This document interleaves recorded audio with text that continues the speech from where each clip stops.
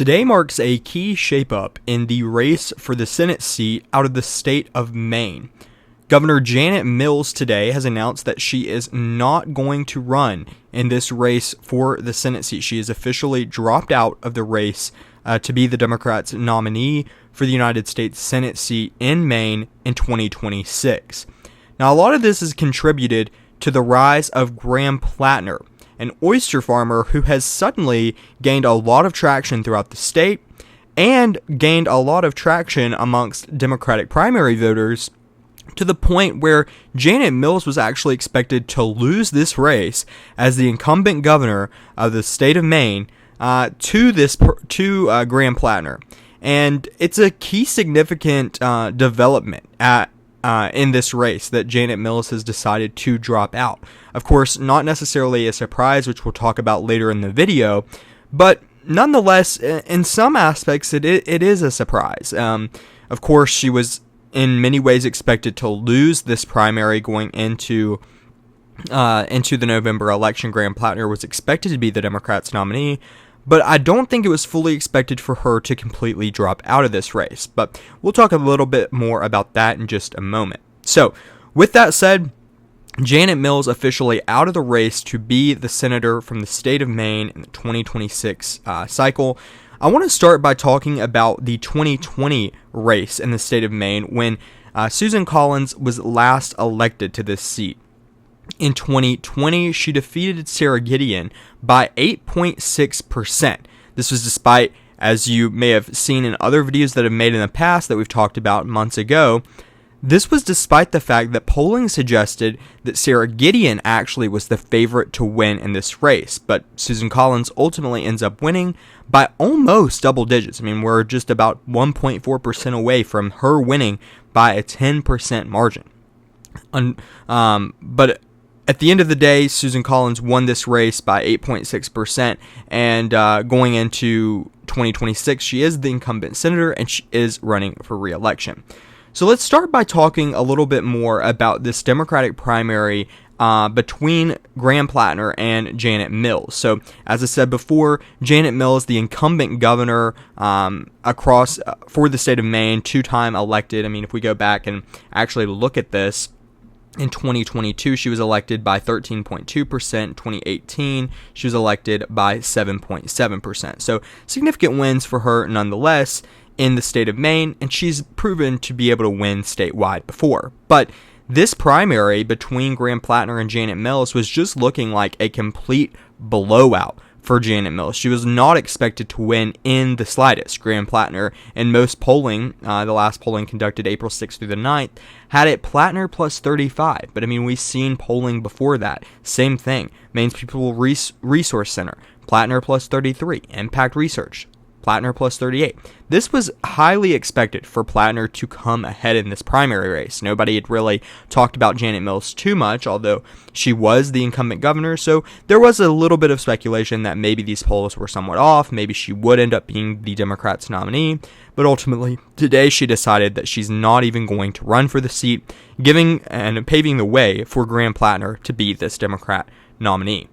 So, with all of this said, let's take a look at the November election between incumbent Senator Susan Collins and what would have been Democratic candidate Janet Mills, or now Democrat candidate Graham Plattner. So, the last polling that we had out of this race was the 3rd through the 9th.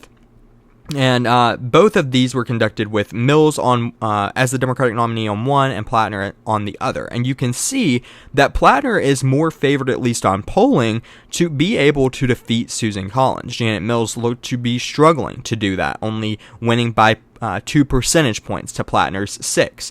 We've seen this happen time and time again, though. I mean, the Maine People's Resource Center poll had Collins actually winning by 3 points, so 45% for Collins, 42% for Mills, Plattner plus 9, 48% for Plattner, 39% for Collins. Now, as we get closer to the November election, we'll start to see more polling out of this race. This is one of the key races that Kamala Harris actually won the state in 2024, and Democrats are going to work hard to try and defeat Susan Collins once and for all. They've tried it before, time and time again. They have failed, but the environment seems to be in their favor this go around, and they seem to have at least the favorite as far as polling goes at this point in the cycle. Graham Plattner winning by 9 points. Graham Plattner winning by 6 points in some of these polling averages. Even Emerson College from the end of March, really, Plattner +7, Mills only +4. I mean, we see it time and time again where Collins was actually maybe even expected to win against Mills compared to Plattner completely blowing it out of the water. So is this good news for Democrats? Well, I guess it depends on how you look at it. Do you look at it on the aspect of, well, Janet Mills had won in 2022. She won in 2018, so she should have been the Democratic nominee. She's already won statewide twice. She could do it again. Or do you look at it like Graham Plattner is this new face, and he can really excite the Democratic base, get people out to vote, and perhaps, once and for all, Susan Collins is defeated? I would love to know your thoughts in the comments below. I'm not completely sure how I feel about this, although I did expect Graham Plattner to end up winning the Democratic primary, but I didn't quite expect Janet Mills to just drop out and say, well, here you go, Plattner, you were going to win anyways. But that is ultimately what has happened here, and this paves the way for Plattner to really be the face for the next several months leading into the November election as this Democratic candidate who, might I remind you, I mean, Graham Plattner does bring a lot of baggage to this campaign. Not saying he can't win, but it is a significant amount of baggage that even Janet Mills tried using against him in the past month or so of this campaign to really try and bring home the messaging that, well, maybe we should not have Graham Plattner as the Democratic nominee. But ultimately, just did not pay off. Janet Mills saying she is out of this race, paving the way for Graham Plattner, a first-time candidate who maybe might surprise everyone and defeat Susan Collins once and for all. I mean, Susan Collins has been elected time and time again. Democrats have struggled to defeat her, but maybe Graham Plattner is just the candidate to do it. A newcomer, a lot younger. Janet Mills actually would have been the oldest freshman senator in 2027 when she was sworn in if she had been elected. So this is really a really interesting development nonetheless, but an important one, and one that we will have to continue to talk about in the months ahead as Graham Plattner is this Democratic candidate facing off against Susan Collins. My apologies there.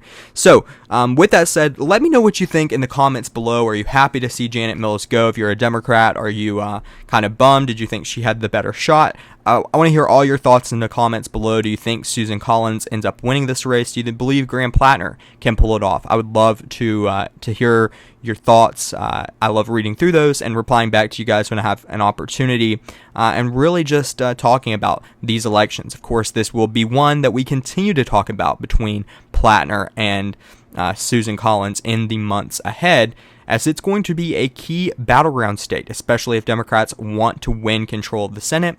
They have to win the state of Maine. So with that said, that's all for today. I just wanted to jump on here and let you guys know about Janet Mills hopping out of this race, what it kind of means for the trajectory forward, what polling looks like, and obviously favors Graham Plattner here in this race for the Senate seat.